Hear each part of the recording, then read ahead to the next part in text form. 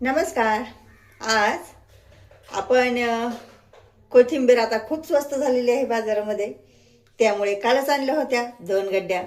मागे कोथिंबीरीच्या वड्या केल्या होत्या, पण म्हटलं आज कोथिंबीरीच्या वड्या नको आहे. आपण आपलंच काम सोपं होईल असं काहीतरी करूया. कोथिंबीरीची चवही येईल आणि पोटही भरलं जाईल. त्यामुळे मी आज करणार आहे कोथिंबीरीचा पराठा. पाहूया आपण. खूप सोपा, झटपट होणार आहे. जास्त काही तामझाम करायचे नाही. साध्या सोप्या गोष्टींमध्ये होईल असा पराठा. आणि प्लीज व्हिडिओ आवडल्यास लाईक करा, शेअर करा, सबस्क्राईब करा. चला चालू करू. ही एक गड्डी कोथिंबीर आहे आणि तिला आता आपण धुवून घेणार आहे. आणि हाताने असं त्याचं पाणी आपण दाबून काढून घ्यायचं. जास्त पाणी ठेवायचं नाही. एका चाळणीच्या भांड्यामध्ये तिला ठेवून द्यायची, जरा खुल्ली करायची आणि तोपर्यंत एक कांदा कापून घ्यायचा. आपल्याला बारीक कांदा कापून घ्यायचा आहे, मोठा कापायचा नाही. आणि खूप छान असे हे झटपट होणारे पराठे आहे आणि चवीलाही खूप छान लागतात. तोपर्यंत 2-3 हिरव्या मिरच्या कापून घ्यायच्या. नाही घातल्या तरीही चालतात आवडीनुसार, पण मी घालते त्यामुळे आवडतात तिखट. आणि तोपर्यंत कोथिंबीरीला अर्धे भाग करते, कारण आपल्याला कोथिंबीर बारीक आणि चांगली कापायची आहे. जास्त मोठी कोथिंबीर कापून चालणार नाही आपल्याला. आणि तिला मी मधोमध कापून घेते आणि एका हातामध्ये, म्हणजे त्याचे देठ आणि पाठीमागची तोंड ही एकत्र कापली जातात. खूप छान अशी कोथिंबीर कापली जाते आणि बारीक कोथिंबीर करून घ्यायची आपल्याला. पटकन होतात आणि छानही लागतात. आता लहान मुलांना तरी वेगवेगळं काय करायचं तेही आवडीने खातात.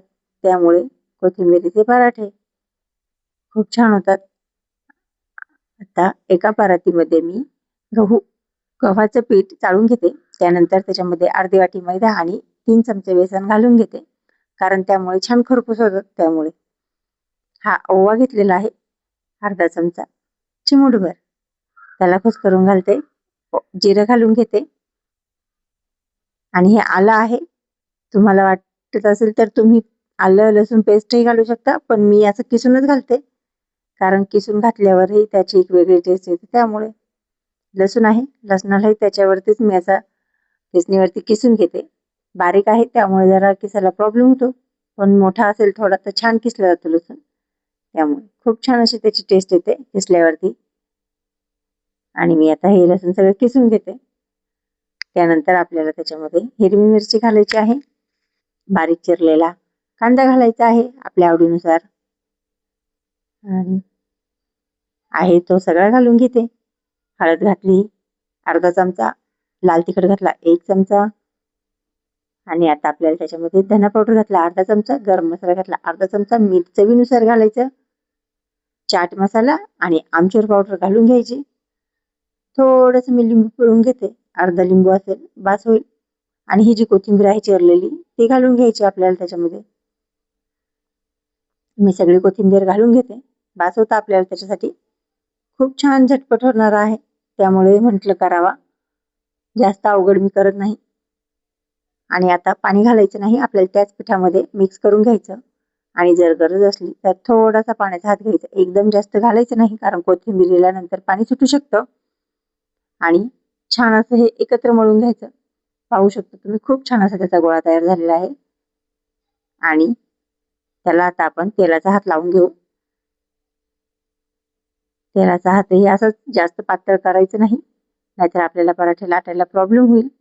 त्यामुळे खूप छान असा मळला गेलेला आहे. त्याला आता मी 5 मिनिटं साईडला ठेवणार आहे. तोपर्यंत एका साईडला तवा ठेवलेला होता, लाटणं पलपट घेते आणि एक आपली पायरी तयार करून घेते, पेढा म्हणतात. त्यामुळे आपल्याला किती मोठा पराठा करायचा आहे तसा आपण त्याचा गोळा घेऊ शकतो, कमी जास्त करू शकतो. आणि त्याला आता आपण पीठ लावून घ्यायचं. तेल वगैरे लावायचं नाही, पिठावरतीही तो खूप छान लाटला जातो. आणि सारखं असं त्याला एकसारखा लाटून घ्यायचा. पातळ असा लाटायचा, जास्त जाड ठेवायचा नाही, कारण जितका लाटेल तितका तो लाटला जातो छान असं मळलं गेलं का. त्यामुळे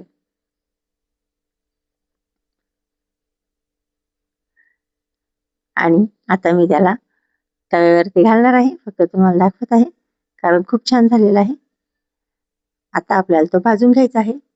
असाच आपण मोठ्या गॅसवरही खूप छान तो भाजला जातो आणि बारीक गॅसवरही भाजला जातो. गडबड करायची नाही.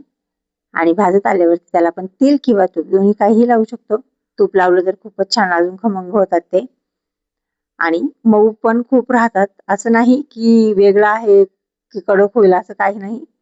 खूप छान होतात, दिसायलाही पाहू शकता तुम्ही आणि पातळही खूप होतात. छान असा हा पराठा तयार आहे आपला. त्याला आपण कशाबरोबरही खाऊ शकतो, चटणी बरोबर खाऊ शकता, सॉस बरोबर खाऊ शकता. खूप आवडीने हे पराठे बनवले जातात आणि प्लीज आवडल्यास लाईक करा, शेअर करा, सबस्क्राईब करा. Bye bye.